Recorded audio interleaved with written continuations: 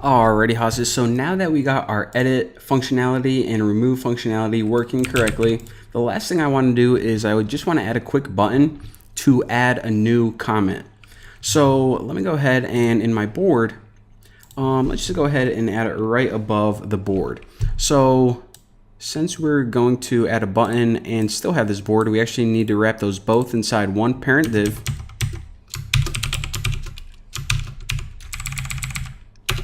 So let me stick my board back in there and let me just put button. All right. So on the button, I'll just write add new. So we'll have a button right at the top, and whenever the user clicks it, it'll just give them like a blank one, or maybe we'll add some default text in there. Who knows? And I already have some styling built in, so I'll say class name. I'm gonna make it purple, so that's button info.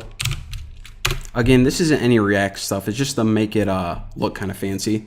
And create.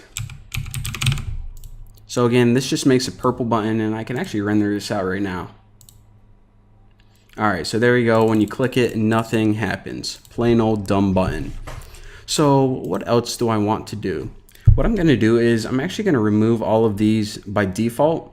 So at first, we're actually not even gonna have any comments whatsoever. So whenever the user wants a new one, they're gonna have to click this button. All right.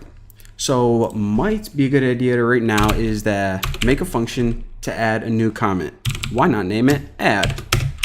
So function boom roasted. Now, actually, whenever I do this, I'm gonna add some default text in there, so we just don't have blank comments, or else they'll look kind of weird. And yeah, so this is gonna be the text that we're gonna set essentially to this array item.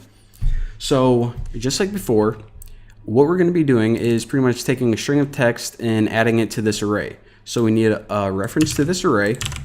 We're going to make a copy of it. And then for that copy, we're just going to add a new item.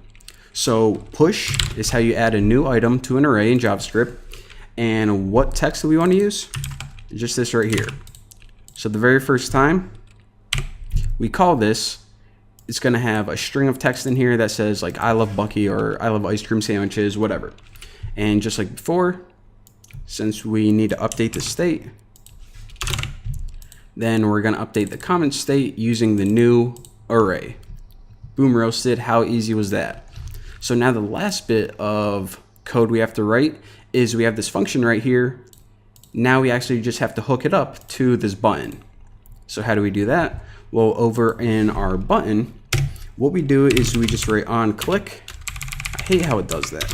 On click, just like that, and set it equal to this dot add.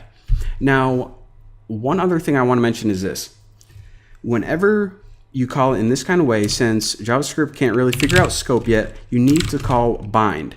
So this is actually how you pass values or text in right here. So what we're going to bind is just a null object, and the default text is pretty much the text that's going to appear on the button. So I'll write, let me write something that's like bacon tuna, and I'll spell it wrong. Why not? So basically whatever you type here is going to be the default text, and of course the user can edit that later. So let me refresh this, add new, and there you go. There's our default text. I just didn't want to write default text because I want to show you guys that you can like customize it. So default text, let's do it properly now. All right, so you add it. We now have a new array item, AKA a new comment, and the user can edit this. Bacon, they can add a few more. Tuna fish.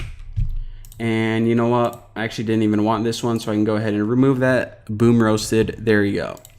So that, ladies and gentlemen, is probably all I'm going to do for this little note program. There's a lot more React tutorials that I'm going to cover, but they're going to be set up a little bit differently. And for example, you guys probably noticed already that it's getting kind of cluttered having all this code inside one file. So later on, I'm going to show you guys how you can actually take each component, break it up into a single file, and then whenever you run your final build to build your entire program, it kind of bundles everything up automatically and makes it run super fast. So that's what we'll do in the next couple tutorials. It's going to be awesome. So I'll see you guys then.